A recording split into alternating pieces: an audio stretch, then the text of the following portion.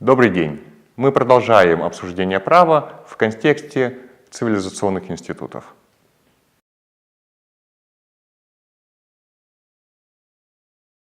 Великий римский юрист Цельс говорил о праве, что «jus est ars boni et equi», что означает «право есть искусство доброго и равного», в других переводах «справедливого».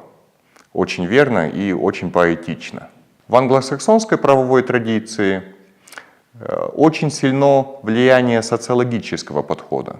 То есть они скорее понимают право как то, что реально делают люди в ходе правового социального общения.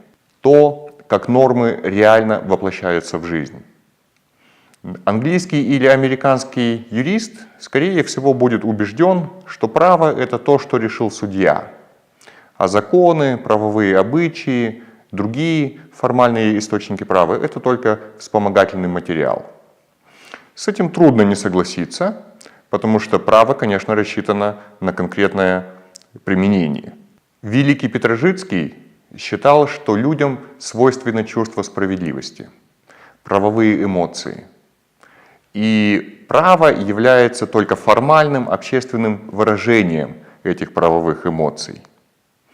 И действительно, если мы посмотрим, то даже малые дети способны договариваться друг с другом, соблюдать договоренности, ожидать соблюдения договоренностей. Немецкий гений Савиньи считал, что право – это то, что исторически сложилось, как язык или традиции. В его понимании право – это такая привычка народа, это обычай.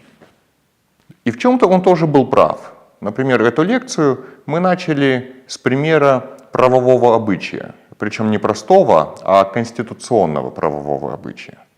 Недостаточно оцененный, но от этого ничуть не менее прекрасный советский и российский теоретик права Нерсесянц считал, что право – это выражение свободы и формального равенства, справедливости. Подход, похожий на определение Цельса, но делающий упор на свободу личности. В самом деле, право всегда заканчивается свободной возможностью сделать поведенческий выбор. Мы называем это субъективным правом. Все эти подходы верны, но ни один из них не полон. Мы не закончили эту тему и продолжим ее обсуждение в наших следующих лекциях.